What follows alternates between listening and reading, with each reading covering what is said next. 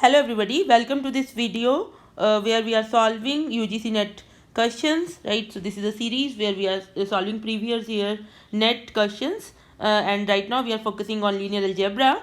So this question is based on the rank of matrices. So look at the statement. Statement is that suppose G is a non-zero n cross n real matrix with n greater than equal to 2, then which of the following is valid? Here they are talking about determinant and rank, right? So you have some relation between determinant and rank. So the only concept you need here is what is the rank of a matrix, right? So you should know what is the rank of the matrix. So I'll tell you.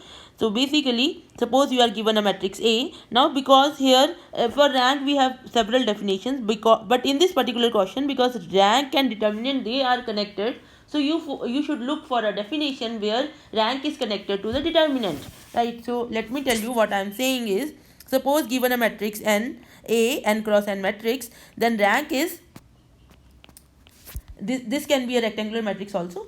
So rank is a number m such that m cross m submatrix of A is the largest one with non-zero determinant. This is the definition of the rank. It means that inside your matrix you have to look for a submatrix which should be square and whose determinant is non-zero, right? So that size of that submatrix is your rank. For example, if I have this matrix, say 1 1 0 0 2 0 0 0 0. Now okay, let me make it rectangular for more clarity. Suppose you have this matrix. Now inside this matrix, this is actually 3 cross 4 matrix. Inside this matrix you can see that this is the 2 cross 2 matrix which is having a non-zero determinant, right? I cannot have a 3 cross 3 matrix which is having a non-zero determinant. Therefore this is the largest submatrix which is square and having non-zero determinant. Therefore rank of this matrix is 2. Fine. And there are other definitions also. For rank is the number of non-zero rows in the row reduced echelon form, or number of there are so many things, but because in this particular question we need to connect the determinant and rank, therefore we will look at this definition, right? So this is how you have to connect the things when you attempt questions in the exam. Then you have to see, okay, which definition you have to use. So here you will use this definition. Now let us look at the options. Now suppose you are saying first option, determinant of D is 0. D is a square matrix. So you are saying determinant of D is 0. Then it is saying that rank of D is 0. That is wrong, because suppose here n is greater than equal to 2, right? N is greater than equal to 2 means at least you have this 2 or more than 2 columns and rows. Now determinant 0 means determinant 0, first option, determinant of D 0, it implies rank is less than n.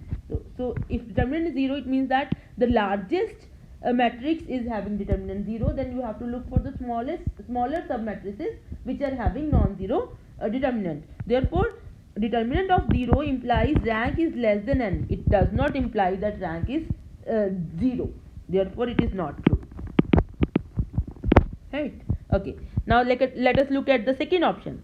If you are saying that determinant of D is 1, then rank is non-zero. This is correct, because if determinant of D is 1, B option, determinant of D is 1, this implies rank is n, because determinant itself of the matrix is non-zero, then that is the rank, because your matrix is a square matrix and its determinant is non-zero.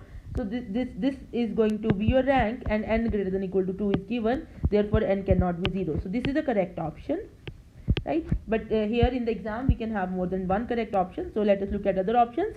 So next is, if rank is 1, then determinant of D is non-zero. That is wrong, because rank is 1, it means that, you see, C option, rank is 1 and size is n, which is greater than equal to 2. It means that the determinant of the matrix is actually 0. Then only the rank will be 1. You see here, if you are saying that rank is 1, it means that you are saying that I cannot find a submatrix of size more than 1 having non-zero determinant. It means that the determinant of matrix is 0. So this is a wrong option. This is a wrong option. Last option, if rank of D is n, it means that determinant of D is non-zero, but here it is given that it is not equal to 1. So this is also not correct. So the correct answer is B. So this is how you attempt your problems. Now you see this particular question is just based on this simple definition of rank, right? So you don't have to, you don't have to be very you don't have to practice very hard questions, although that will be very helpful, but you see very simple question also you get in the exam. So it's very important that you stick to the basics first, and then you can groom yourself.